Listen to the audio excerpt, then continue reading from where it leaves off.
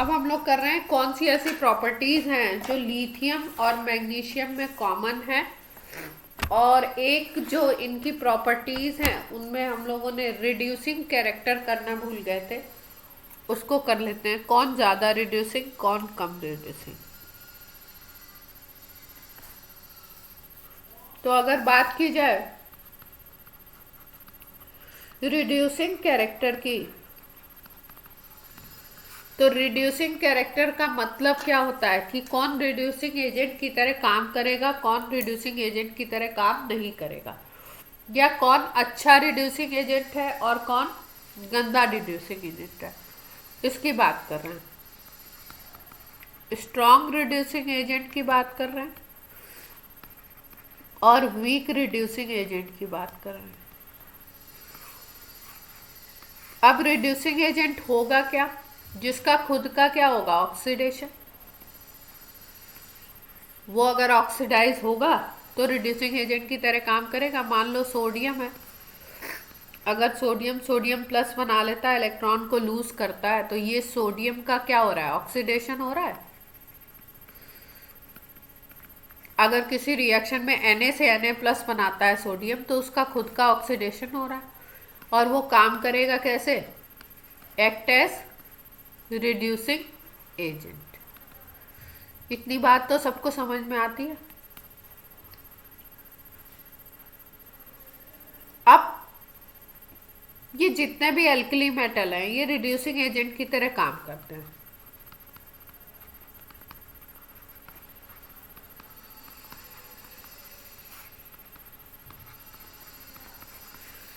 ठीक है, तो इसमें कौन सा अच्छा होगा, कौन सा गंदा होगा। जैसे लिथियम है, सोडियम है, पोटेशियम है, रुबिडियम है, सीजियम है, फ्रांसियम है, इन सब की अगर हम बात करें तो किसमें भाई जो इजीली अगर ऑक्सीडाइज हो जाता है, तो हम बोलेंगे कि वो अच्छा रिड्यूसिंग एजेंट है। और अगर डिफिकल्टी होती है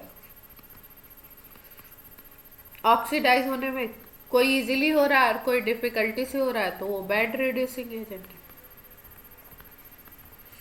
यही होगा ना, यस और नो।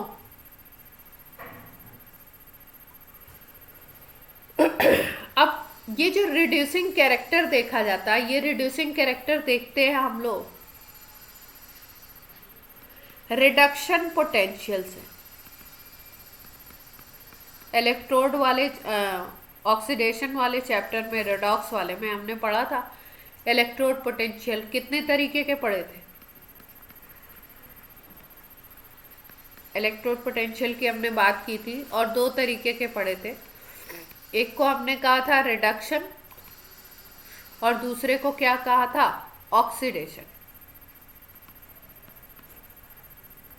इलेक्ट्रोड पोटेंशियल और दूसरा था रिडक्शन इलेक्ट्रोड पोटेंशियल, जिसमें आपको मैंने बताया था कि इन जनरली अगर इलेक्ट्रोड पोटेंशियल की बात बोली जा रही है तो हम ये समझते हैं कि रिडक्शन पोटेंशियल की बात हो रही है। तो इसमें हमें देखना क्या पड़ता है, रिडक्शन पोटेंशियल अगर आपको गिवन हो तो उसकी बेसिस पे हम कैसे पता लगाते हैं कि कौन अच्छा रिड्यूसिंग एजेंट है और कौन गंदा रिड्यूसिंग एजेंट है। तो इसमें हम लोग देखते हैं कि रिडक्शन पोटेंशियल अगर इंक्रीज कर रहा है, इंक्रीजिंग है,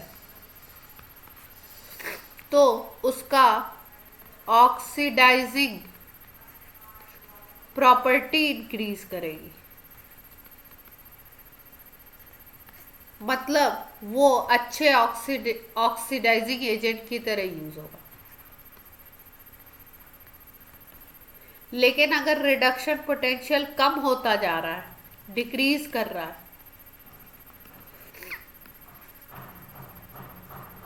तो वो आपका गुड रिड्यूसिंग एजेंट की तरह काम करेगा। जिसका जितना ज्यादा रिडक्शन पोटेंशियल कम होगा, जिसका रिडक्शन पोटेंशियल जितना ज्यादा कम होगा, वो उतना ही अच्छा रिड्यूसिंग एजेंट होगा। मतलब रिडक्शन पोटेंशियल और रिड्यूसिंग एजेंट वाला जो कैरेक्टर है वो अपोजिट चलेंगे। रिडक्शन पोटेंशियल की वैल्यू कम होती जाए तो वो अच्छा रिड्यूसिंग एजेंट बनता जाएगा, और जस्ट अपोजिट आ जाता है ऑक्सीडाइजिंग नेचर। अगर रिडक्शन पोटेंशियल बढ़ता जा रहा है तो ऑक्सीडाइजिंग कैरेक्टर इंक्रीज करता जाएगा। ये मोटी मोटी बात ध्यान में रखेंगे दिमाग में। अब अगर हम लोग थोड़ा सा इसमें ध्यान दें कि किसका किसका क्या रिडक्शन पोटेंशियल है। सीरीज हमारे पास है इलेक्ट्रोकेमिकल सीरीज, याद है सबको? कोई ऐसा है जो मुझे अभी सुना सकता है? पढ़ाई है मैंने आपको रेडॉक्स वाले चैप्टर में या नहीं पढ़ाई है?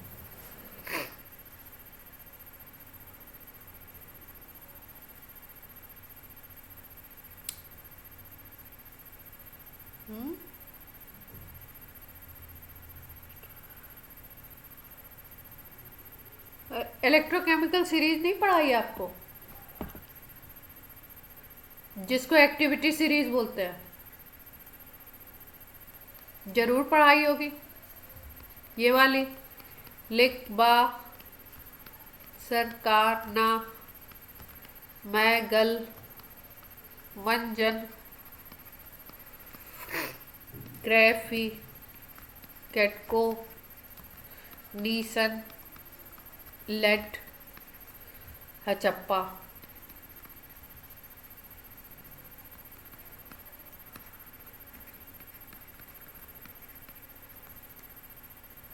ठीक है, तो इसमें देखा गया कि जैसे हाँ क्या कह रहे बेटे? हाँ, यहाँ पे एजी की भी पोजीशन है, सिल्वर भी है। यहाँ पे देखा गया कि जैसे जैसे इन मेटल्स की अगर बात करें तो इनका रिडक्शन पोटेंशियल जो होता है वो नीचे जैसे जैसे जाते हैं वैसे वैसे रिडक्शन पोटेंशियल यहाँ पे इंक्रीज करता है। RP increases S go down in ECS electrochemical series. जैसे अगर देखो तो लिथियम का डेटा लिख के बताती हूँ आपको थोड़ा सा। लिथियम अगर इलेक्ट्रॉन लेता है तो इसका रिडक्शन हो रहा है, ये सॉलिड में कन्वर्ट हो रहा है, और इसका रिडक्शन पोटेंशियल दिया गया है -3.05 वोल्ट।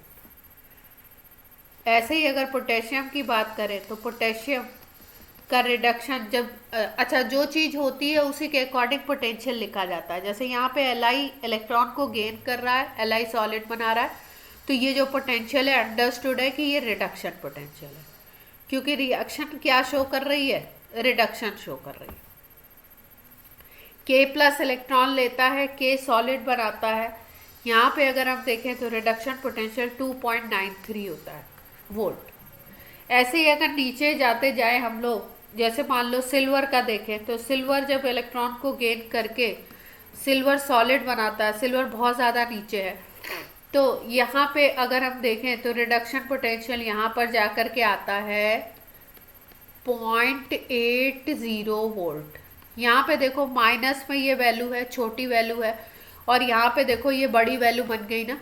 तो नीचे जैसे जैसे जाते हैं वैसे आरपी क्या होता है? रिडक्शन पोटेंशियल इंक्रीज करता है। अब ऐसे नहीं सोचना कि यहाँ पे तो 3.05 है और नीचे तो 0.8 है, ये निगेटिव वैल्यू है ना, तो ये छोटी होगी और ये बड़ी वैल्यू है। तो जैसे जैसे नीचे जा रहे हैं हम लोग सीरीज में, वैसे वैसे हम लोग देख क्या रहे हैं कि रिडक्शन पोटेंशियल नीचे की तरफ जाने पे इंक्रीज कर रहा है। तो जहाँ पे रिडक्शन पोटेंशियल कम होगा वो चीज़ अच्छे रिड्यूसिंग एजेंट की तरह काम करेगी, और जहाँ पे रिडक्शन पोटेंशियल ज़्यादा होता है वो अच्छे ऑक्सीडाइजिंग एजेंट की तरह काम करती है। सपोज अगर हमें बोला गया कि Li में और Ag में, Li+ में और Ag+ में अगर हम देखें या लिथियम मेटल और सिल्वर मेटल, इन ये जो दोनों मेटल हमने ली है, इसमें रिड्यूसिंग कैरेक्टर किसका सबसे अच्छा होगा? तो हम देखेंगे कि रिडक्शन पोटेंशियल किसका कम है। इन दोनों में अगर देखो तो रिडक्शन पोटेंशियल लिथियम का कम आ रहा है, तो लिथियम अच्छा रिड्यूसिंग एजेंट होगा in comparison to silver. Clear होती है बात?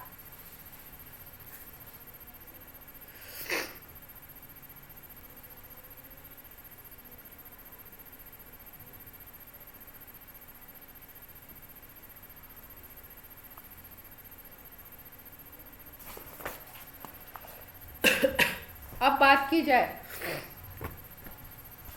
कि भाई अगर हमसे पूछ लिया जाए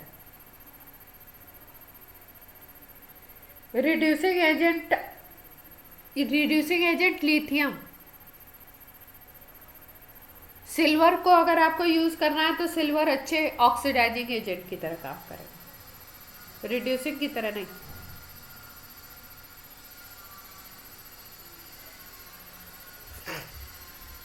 हाँ, लिथियम सबसे ऊपर आ रहा है ना, देखो इस सीरीज में एलिमेंट को देखो, ये फर्स्ट ग्रुप का, ये फर्स्ट ग्रुप का, ये सेकेंड ग्रुप के है ना। जो सबसे ऊपर आएगा इस सीरीज में, एनसीईआरटी में अगर इस सीरीज को देखो तो F2 सबसे ऊपर दिया हुआ है इस सीरीज में, और लिथियम को सबसे नीचे दिया गया है। यहाँ पे क्या किया है कि इंक्रीजिंग से डिक्रीजिंग बनाई गई है सीरीज। मैंने जो बताई है आपको वो क्या बताई है, वो मैंने बताई है कि यहाँ पे सबसे कम है और यहाँ पे सबसे ज़्यादा है, नीचे जाने पे बढ़ रहा है। ठीक है, तो मतलब इससे नहीं है, मतलब इससे कि आपको याद रखना है कि वैल्यू जितनी ज़्यादा निगेटिव होती जाएगी उस चीज़ का रिड्यूसिंग कैरेक्टर उतना ज़्यादा अच्छा होता जाएगा, और वैल्यू जितनी पॉजिटिव में बढ़ती जाएगी उसका ऑक्सीडाइजिंग नेचर उतना ज़्यादा अच्छा होता जाएगा। क्लियर?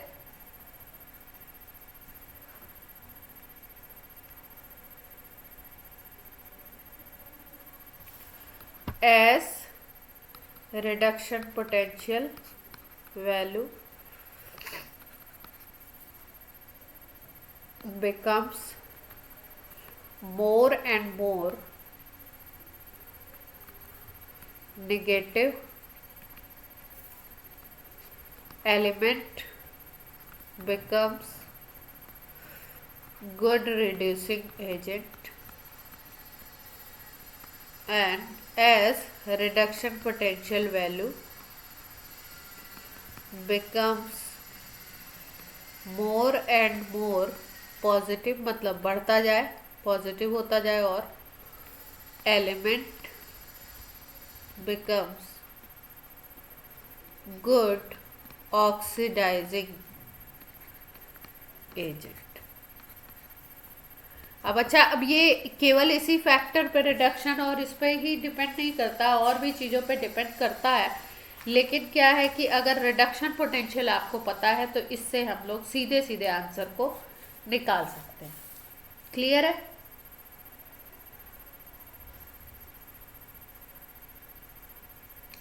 अब देखो एक क्वेश्चन है इसमें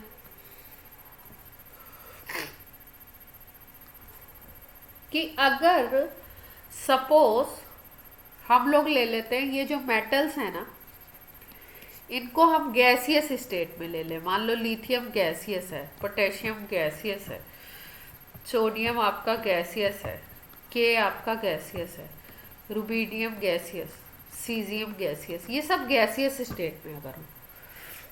और दूसरी एक स्टेट है जिसमें कि आपका ये एक्वा सोल्यूशन में हो, Li+ है,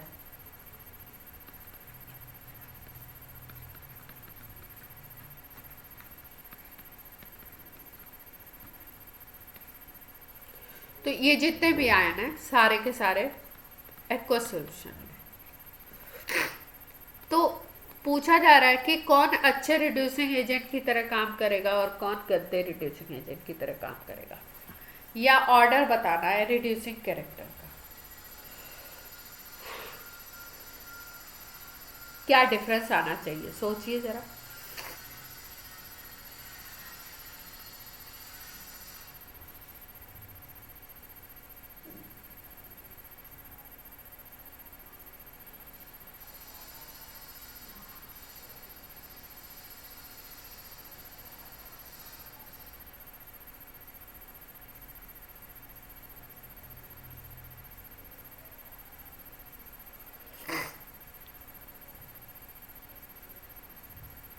कुछ सोच पा रहे हैं इसके बारे में?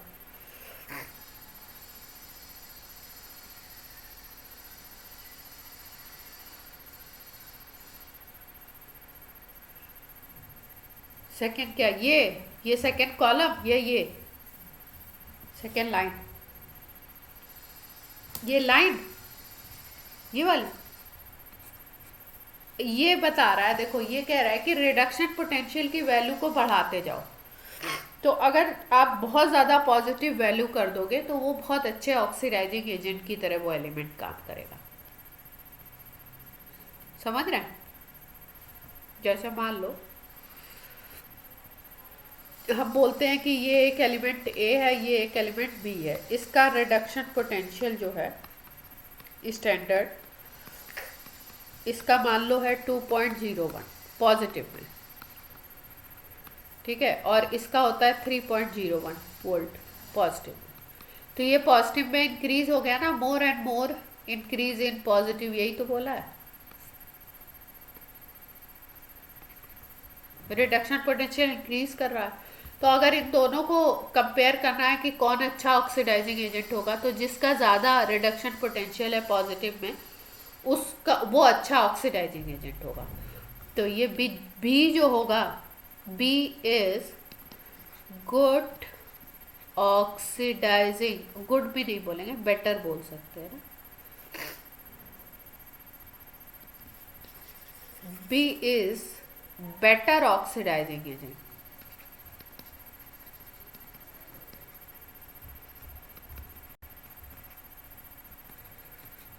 हाँ, better oxidizing agent in comparison to A, and B is, दूसरी लाइन ये भी बोल सकते हैं कि B is worse reducing agent in comparison to A। अगर रिड्यूसिंग कैरेक्टर देख रहे हो, रिड्यूसिंग एजेंट कैरेक्टर देख रहे हो, तो जिसका पॉजिटिव में वैल्यू ज़्यादा वो गंदा रिड्यूसिंग एजेंट, और जिसकी पॉजिटिव में वैल्यू ज़्यादा वो अच्छा ऑक्सीडाइजिंग एजेंट। दो चीज़ों को, तीन चीज़ों को अगर कंपेयर करना है तो हमें क्या देखना है? हमें सीधे सीधे देखना है स्टैंडर्ड रिडक्शन पोटेंशियल। जिसका स्टैंडर्ड रिडक्शन पोटेंशियल लेस वो गुड रिड्यूसिंग एजेंट। दो हैं, तीन हैं, कंपेयर करना है तो ऐसे कर लें। और जिसका स्टैंडर्ड रिडक्शन पोटेंशियल ज़्यादा वो आपका बैड रिड्यूसिंग एजेंट। क्लियर है? कुछ कह रहे थे?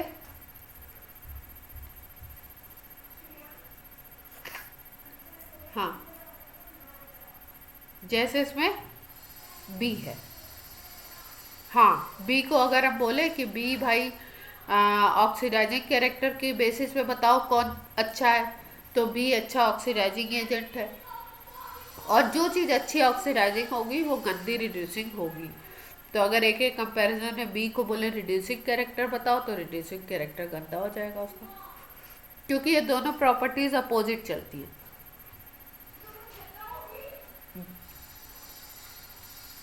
हाँ, क्या?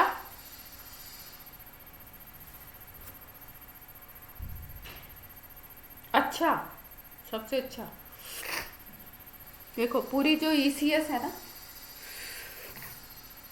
ईसीएस में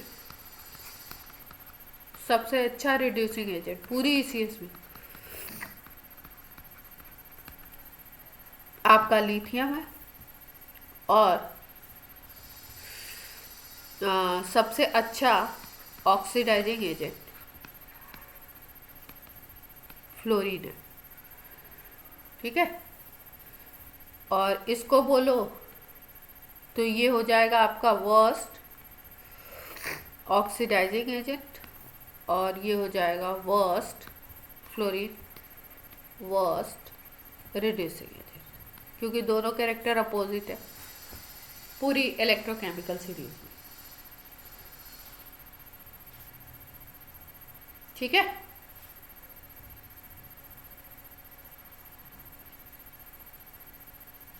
अब देखो इन दोनों क्वेश्चन में, जो ये क्वेश्चन मैंने पूछा था आपसे, इसमें डिफरेंस क्या है? हम जब भी रिडक्शन पोटेंशियल या इनकी जब भी बात करते हैं ना, तो वो सोल्यूशन में बात होती है। सॉल्यूशंस में आयंस प्रेजेंट होते हैं। तो यहाँ पे देखो, जब हमने लिथियम के रिडक्शन पोटेंशियल की बात की तो हमने इक्वेशन क्या लिखा, Li plus plus electron gives Li बनता है। यहाँ पे जो पोटेंशियल है वो है आपका रिडक्शन पोटेंशियल, दिस वन। ऐसे ही पोटेशियम में भी है, पोटेशियम प्लस है, ये पोटेशियम बनाता है, सिल्वर प्लस है, सिल्वर बनाता है। ये है आपका रिड्यूसिंग प्रोसेस जो दिखाया जा रहा है, जिसके थ्रू हम लोग रिडक्शन पोटेंशियल को मेजर करते हैं। लेकिन अगर कोई गैसियस स्टेट में है तो वहां पे रिडक्शन पोटेंशियल को मेजर करना थोड़ा सा क्या होगा, डिफिकल्ट होगा। क्यों? क्योंकि अगर बात की जाए कि जो इलेक्ट्रोड पोटेंशियल आता है वो होता क्या है, तो इलेक्ट्रोड पोटेंशियल को हम लोग सिंपल वे में अगर बोलें तो हम बोलते हैं it is tendency to lose electron और टू गेन इलेक्ट्रॉन। ये एक टेंडेंसी है। यहाँ पे अगर गैसियस है, आयंस नहीं बने हुए हैं, तो यहाँ पे हम लोग फिर बात करते हैं पहले आयंस बनाने की। और आयंस को बनाने के लिए हम लोग किस एनर्जी की बात करते हैं, हम बोलते हैं कि Li प्लस, Li अगर गैसियस है, इसको Li प्लस गैसियस में कन्वर्ट करना है, तो यहाँ पे आयनाइजेशन एनर्जी लगती है। यही तो बात करते हैं हम लोग। आयनाइजेशन एनर्जी की डेफिनेशन यही तो बोलते हैं, it is amount of energy change when single isolated gaseous atom converted into, या single isolated gaseous atom eject one electron।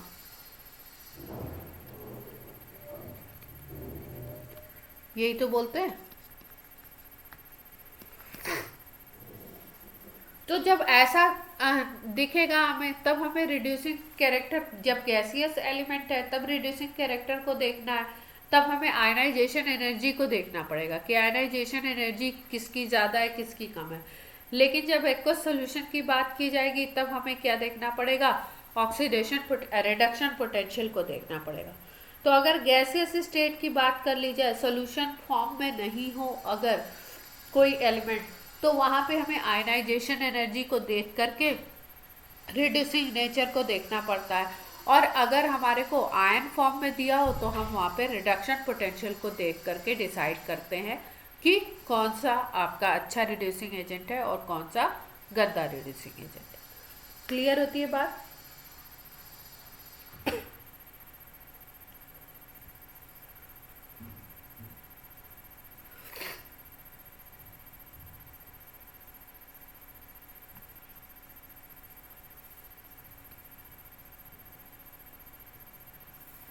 अब देखो, अगर हम लोग बोलें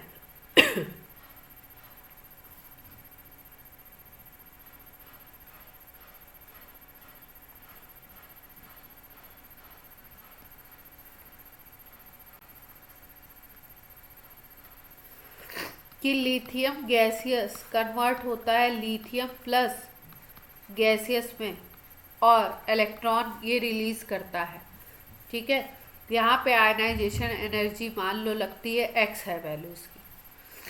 और दूसरा केस हम सीजियम का ले लें, सीजियम गैसियस है, Cs प्लस बनाता है गैसियस और इलेक्ट्रॉन को रिलीज करता है। यहाँ पे मान लो आयनाइजेशन एनर्जी है y। तो अगर बात की जाए कि ये लिथियम और सीजियम में आयनाइजेशन एनर्जी को अगर कंपेयर करो, तो आप बोलोगे कि लिथियम में ये न्यूक्लियस है, एक शेल है, उसमें आपके 2 इलेक्ट्रॉन है और दूसरा है उसमें 1 इलेक्ट्रॉन है। लेकिन अगर सीजियम को देखो तो सीजियम में आपके 6 आपके शेल्स हो जाएंगे, तो इसका रेडियस बड़ा हो जाएगा और इसकी आयनाइजेशन एनर्जी क्या हो जाएगी, कम हो जाएगी। कम क्यों होगी, 1 2 3 4 5 6, यहाँ पे 6 शेल्स हैं और आउटर इलेक्ट्रॉन यहाँ पे है। न्यूक्लियस से अट्रैक्टिव फोर्स बहुत कम लगेगा, तो यहाँ पे फोर्स ऑफ अट्रैक्शन लेस है बहुत इन कंपैरिजन टू लिथियम। यहाँ पे फोर्स ऑफ अट्रैक्शन क्या होगा, हाई होगा। ठीक है, तो यहाँ पे इलेक्ट्रॉन को अगर सीजियम में निकालना है तो बड़ा इजी है। इसका मतलब आयनाइजेशन एनर्जी सीजियम की क्या होगी, लो होगी, और आयनाइजेशन एनर्जी अगर हम देखें लिथियम की तो क्या होगी, हाई होगी, दोनों को अगर कंपेयर कर रहे हैं तो इसका मतलब सीजियम को सीजियम प्लस बनाने में इस सीजियम गैसियस का अगर ऑक्सीडेशन होता है, सीजियम गैसियस का क्या हुआ, ऑक्सीडेशन हुआ, इलेक्ट्रॉन इसने लूज किया, और जिसका ऑक्सीडेशन होता है वो रिड्यूसिंग एजेंट की तरह काम करता है, आपको बताया।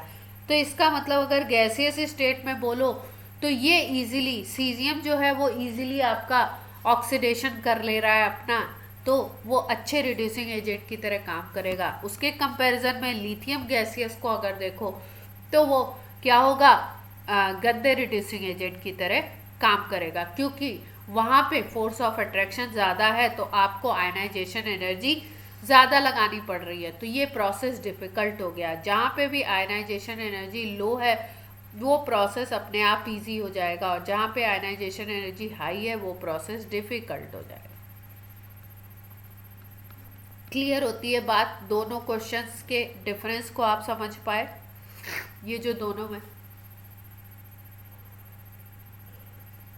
हाँ, आयनाइजेशन अगर उस स्पीसीज का, जैसे हमने यहाँ पे लिथियम गैसियस बोला ना, तो इसका आयनाइजेशन एनर्जी आपका क्या है, सीजियम गैसियस के कंपैरिजन में आयनाइजेशन एनर्जी इसका हाई है।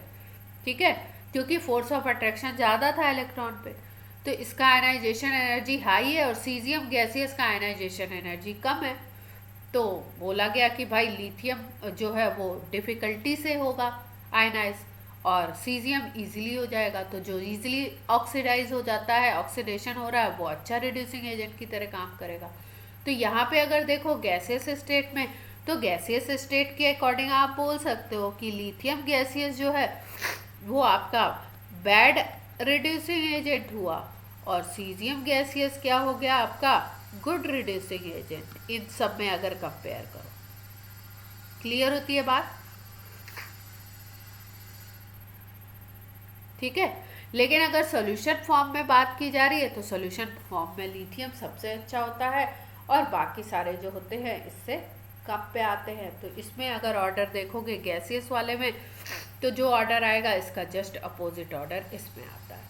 तो मतलब अगर हम बोलें कि Li प्लस एक्वस ऐसे करके लिखा हुआ है या Li प्लस लिखा हुआ है, तो ऑर्डर जो बनेगा वो इस तरीके से बनेगा। लिथियम के बाद आएगा आपका, लिथियम के बाद कौन आता है, सोडियम, फिर उसके बाद पोटेशियम, फिर रुबीडियम, फिर सीजियम, इस तरीके से आएंगे। और यहाँ पे अगर ऑर्डर देखोगे आप तो लिथियम गैसियस सबसे लास्ट में।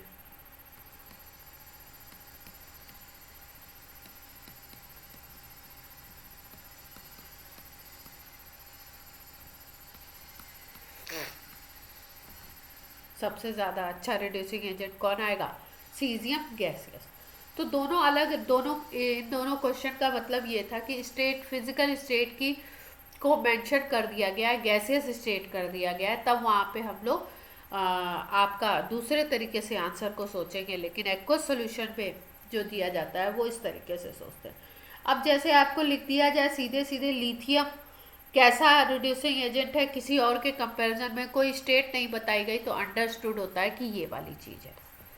ठीक है, मतलब हमें इसकी बेसिस पे, रिडक्शन पोटेंशियल की बेसिस पे बताना है, और रिडक्शन पोटेंशियल की बेसिस पे बताने का मतलब है कि आप सॉल्यूशन की बात कर रहे हो।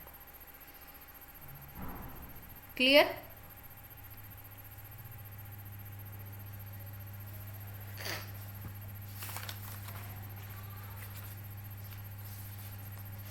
अब हम लोग बात करते हैं लिथियम और मैग्नीशियम में सिमिलरिटी की।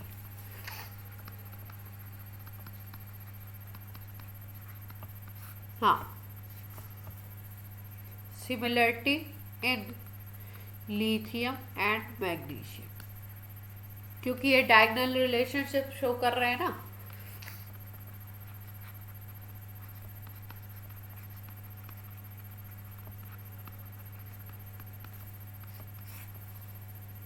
ठीक है, तो क्या क्या सिमिलरिटी है देखो। सबसे पहली अगर बात की जाए कि जब एयर से रिएक्ट करता है, तो आपको बताया था लिथियम भी नाइट्राइड बनाता है क्योंकि एयर की नाइट्रोजन से रिएक्ट करता है, Li3n। मैग्नीशियम में भी यही प्रॉपर्टी होती है, मैग्नीशियम भी जो होता है नाइट्रोजन से रिएक्ट करके नाइट्राइड बनाता है, Mg3n2 फॉर्मूला होता है। इसका फॉर्मूला Li3n होता है और इसका क्या होता है, Mg3n2।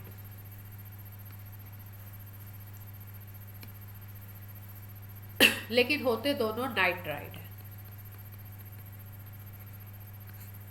नाइट्राइड फॉर्मेशन होता है। दूसरा अगर हम लोग कैरेक्टर देखें तो लिथियम का जो ऑक्साइड है, इसको अगर आप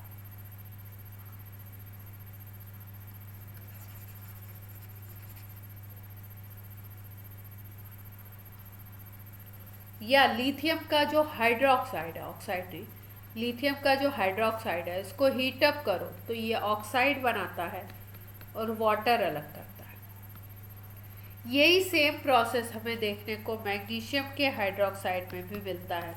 इसको हीट अप करें तो ये भी मैग्नीशियम का ऑक्साइड और वाटर बनाता है। तो सेम पैटर्न के रिएक्शन हो गए ये।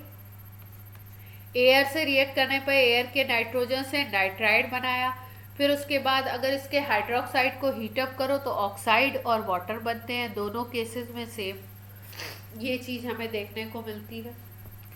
एयर में ऑक्सीजन से भी रिएक्ट करके ये Li2O बनाएगा और मैग्नीशियम जो होगा वो मैग्नीशियम का ऑक्साइड MgO बनाएगा। तो ये रिएक्शन भी सेम है।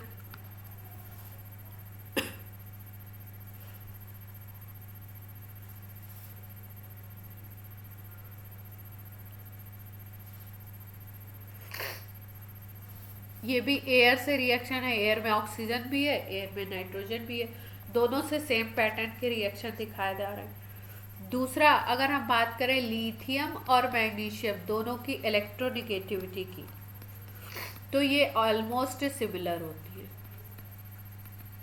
इलेक्ट्रोनिगेटिविटी का मतलब है इलेक्ट्रॉन को पुल करने का पावर। अगर किसी के साथ बॉन्ड इन्होंने बनाया है तो उसमें अगर इलेक्ट्रॉन को पुल करना है तो अप्रॉक्स सेम वैल्यू की होती है, एग्जैक्ट नहीं, अप्रॉक्स सेम होती है, सिमिलर सी होती है। फिर उसके बाद अगर बात की जाए लिथियम मैग्नीशियम दोनों की, तो ये हार्ड होते हैं थोड़े।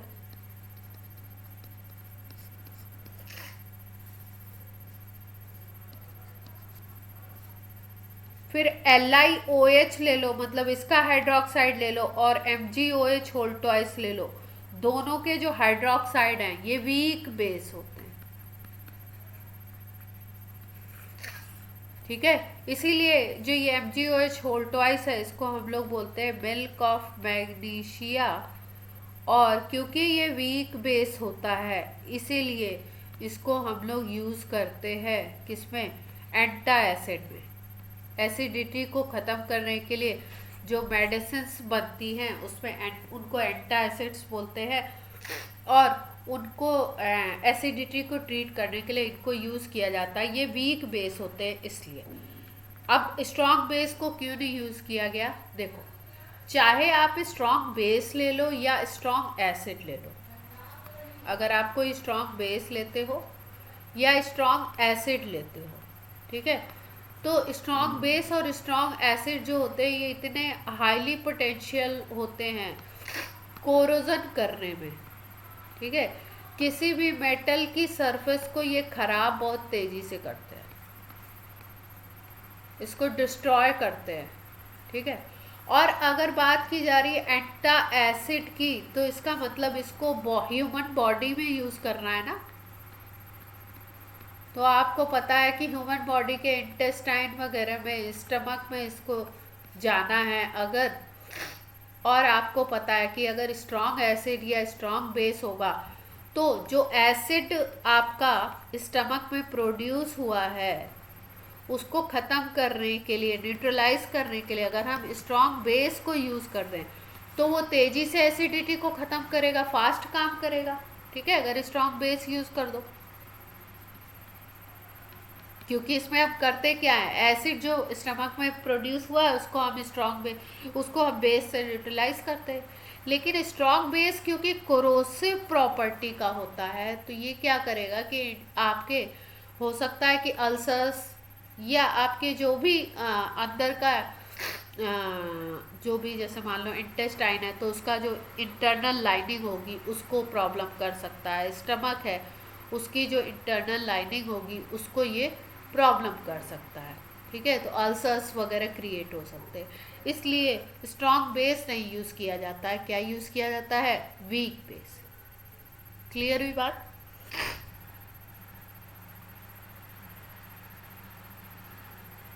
तो इसके और इसके एसिडिटी तो एक अलग बात थी, इसके लिथियम और मैग्नीशियम दोनों के जो हाइड्रोक्साइड होते हैं वो वीक बेस की तरह काम करते हैं। अब अगर Li2O को ले लो और MgO को ले लो, दोनों को ले लो और इनको एक्सेस ऑफ एयर में अगर बर्न करा दो, जला दो, तो ये क्या करते हैं कि ये परऑक्साइड और सुपर ऑक्साइड दोनों बनाते हैं। मतलब इसके ऑक्साइड को अगर खूब एयर में आप बर्न कर दीजिए तो क्या होगा, यह ऑक्साइड भी बनाएगा और परऑक्साइड भी बनाएगा। नेक्स्ट जो प्रॉपर्टी है वो ये है कि लिथियम कार्बोनेट को अगर हीटअप करो या मैग्नीशियम कार्बोनेट को अगर हीटअप करो तो बाकी सारे तो जितने कार्बोनेट होते हैं वो रिलेटिवली स्टेबल होते हैं। ये जो होता है इसको अगर हीटअप कर देते हैं हम तो ये डिकम्पोज हो जाता है, ऑक्साइड बनाता है और CO2 रिलीज होती है। ऐसे ही मैग्नीशियम का भी ये ऑक्साइड बनाता है और CO2 रिलीज करता है, यानी दोनों सेम पैटर्न के रिएक्शन शो करते हैं। क्लियर है? इनके जो बाइकार्बोनेट होते हैं वो सॉलिड नहीं होते हैं। LiSCO3 ले लो या MgSCO3 ले लो, ये जो होते हैं ये सॉलिड नहीं होते हैं। जबकि अदर जितने एलिमेंट हैं उनके जो बाइकार्बोनेट होंगे वो सारे सॉलिड फेज में प्रेजेंट होते हैं। क्लियर है यहाँ तक बात?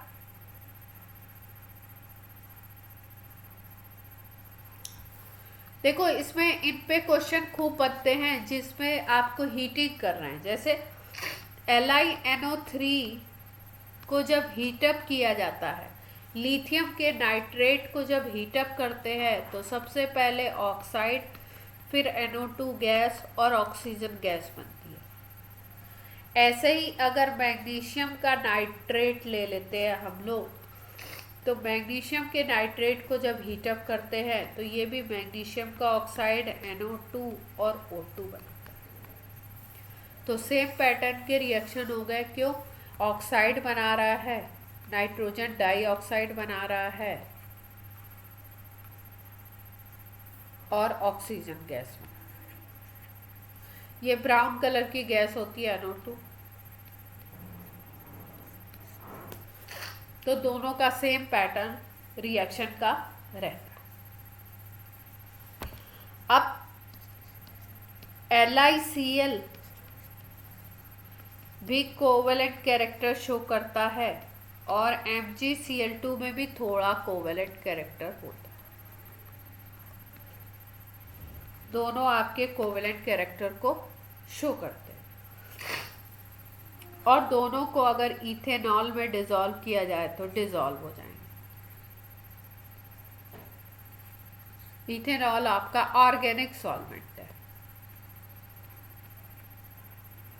जिसको इन जनरली हम अल्कोहल भी बोलते हैं, C2H5OH।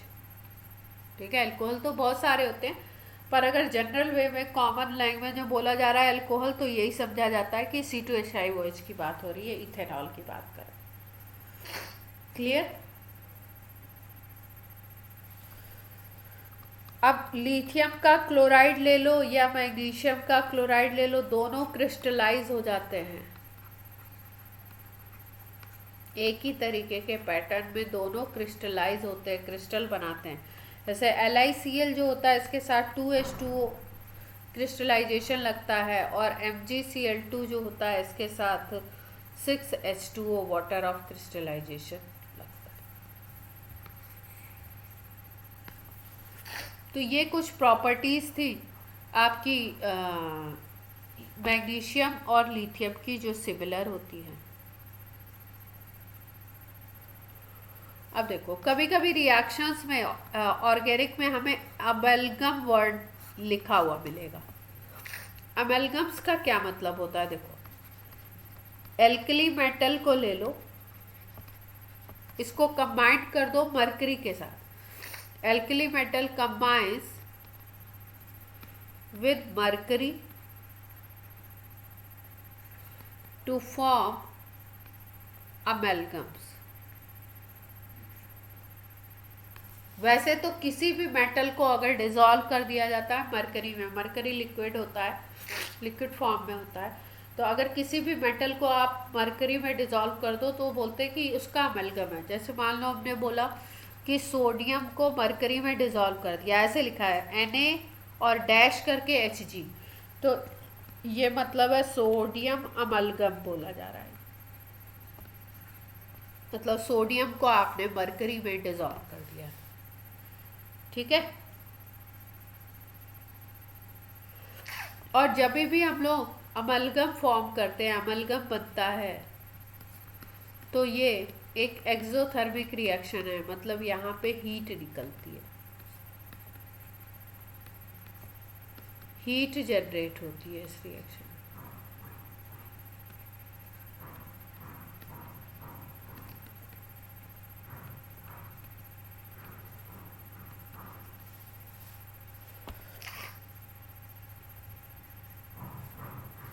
क्लियर है ये सारे पॉइंट सबको?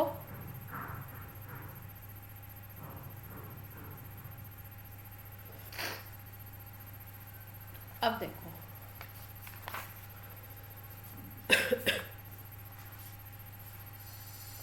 अब हम लोग बात करते हैं कंपाउंड्स की, स्टार्ट करते हैं बात।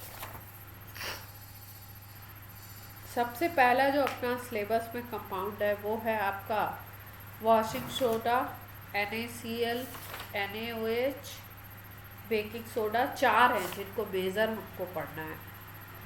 तो सबसे पहले हम लोग पढ़ते हैं सोडियम कार्बोनेट।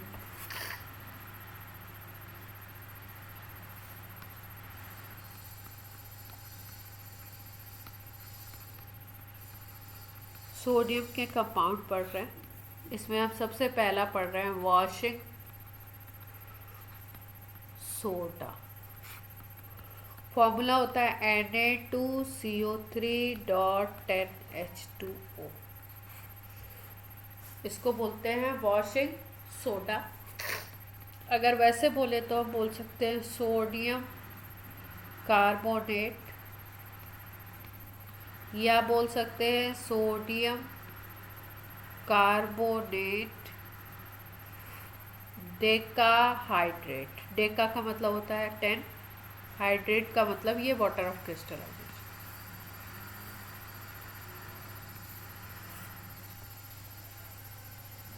ठीक है। अब कैसे बनाया जाएगा इसको, कैसे हम लोग प्रिपेयर करेंगे, इसके लिए एक प्रोसेस होता है। अगर हमें इसे प्रिपेयर करना है तो इसके लिए एक प्रोसेस होता है, इसको हम लोग बोलते हैं सॉल्वे प्रोसेस। ये सॉल्वे साइंटिस्ट का नेम है, उनकी बेसिस पर नाम किया गया है। सॉल्वे प्रोसेस बोलते हैं। सॉल्वे प्रोसेस में किया क्या जाता है, देखो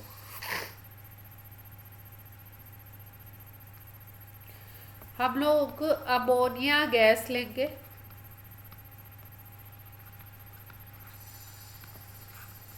इसके ऊपर CO2 फ्लो कराएंगे, वाटर भी यूज किया जाएगा, और होगा क्या, इससे अमोनियम कार्बोनेट बनेगा। अमोनिया लिया, वाटर है, CO2 को फ्लो करा दिया, तो यहाँ पे बन गया अमोनियम कार्बोनेट। अब इस अमोनियम कार्बोनेट में अगर CO2 बहुत ज़्यादा एक्सेस में फ्लो कराई जाती है। तो ये जो अमोनियम कार्बोनेट होता है ये आपका बाई कार्बोनेट में चेंज हो जाता है। तो यहाँ पे बन जाता है NH4HCO3, इसको बोलते हैं अमोनियम बाई कार्बोनेट।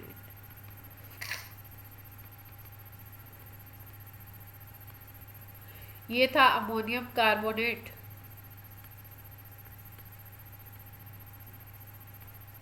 अब ये बन जाता है अमोनियम बाइकार्बोनेट। अब इस अमोनियम बाइकार्बोनेट को जब हम लोग ट्रीट करते हैं NaCl के साथ, ये इसको बोलते हैं हम लोग, इसका अगर सॉल्यूशन हो, नमक का पानी हो अगर, तो उसको बोला जाता है ब्राइन सॉल्यूशन। ठीक है, ये NaCl कॉमन सॉल्ट है, नमक जिसको हम लोग खाने में यूज करते हैं ना, ये NaCl ये बड़ा चीप मतलब सस्ता मिलता है, तो NaCl को यूज़ कर लिया जाता है। अब NaCl को जब इससे ट्रीट करते हैं तो NH4 की जगह पे Na आ जाता है, ये NaSCO3 बन जाता है। और इस NaSCO3 को, ये बन गया सोडियम बाइकार्बोनेट, इसको जब हीटअप किया जाता है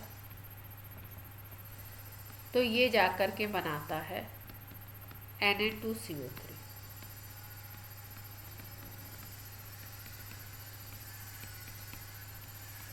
फिर इसमें वाटर ऑफ क्रिस्टलाइजेशन ऐड होते हैं और ये क्रिस्टलाइज होने के बाद फिर बनता है, जब क्रिस्टल बनते हैं इसके, तो ये Na2CO3.10H2 बन जाता है, वॉशिंग सोडा।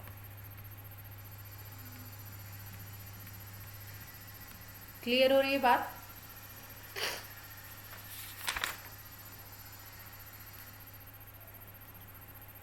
तो प्रिंसिपल क्या था, कैसे कैसे किया हमने, अमोनिया का सोल्यूशन लिया, CO2 उसमें फ्लो करवाई अमोनिया के सोल्यूशन में, तो सबसे पहले अमोनियम कार्बोनेट क्रिएट हुआ। इसके बाद इस अमोनियम कार्बोनेट में अगर एक्सेस ऑफ CO2 हम लोग फ्लो कराते हैं तो आपका क्या होता है, ये अमोनियम बाइकार्बोनेट में कन्वर्ट हो जाता है। फिर अमोनियम बाइकार्बोनेट को हम NaCl या ब्राइन सोल्यूशन से ट्रीट कर देते हैं, तो ये Na रिप्लेस कर देता है अमोनियम को और यहाँ पे NaSCO3 क्रिएट हो जाता है। इस NaSCO3 को अगर हम हीटअप करते हैं तो हीटअप करने के बाद हमें मिलता है Na2CO3, CO2 और H2O। फिर ये क्रिस्टलाइज हो जाता है और क्रिस्टलाइज होने के बाद ये Na2CO3.10H2O, जिसको हम लोग बोलते हैं वॉशिंग सोडा, ये बन जाता है। क्लियर?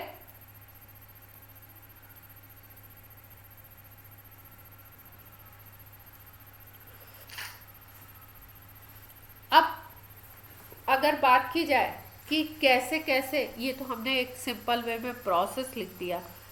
अगर हम बात करें कि ये पूरा प्रोसेस हुआ कैसे, क्या क्या चीज़ें यूज़ हुई,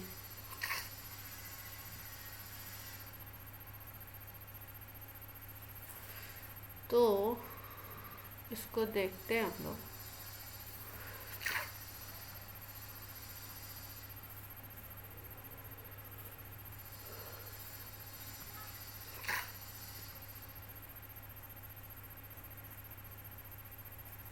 सॉल्वे प्रोसेस,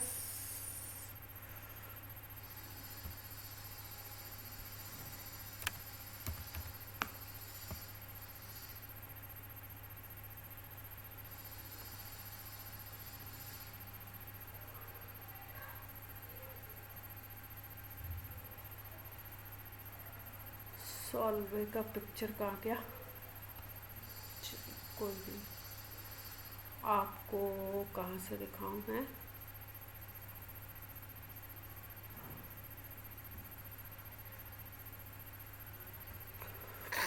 गूगल बाबा पे दिखा देती हूँ।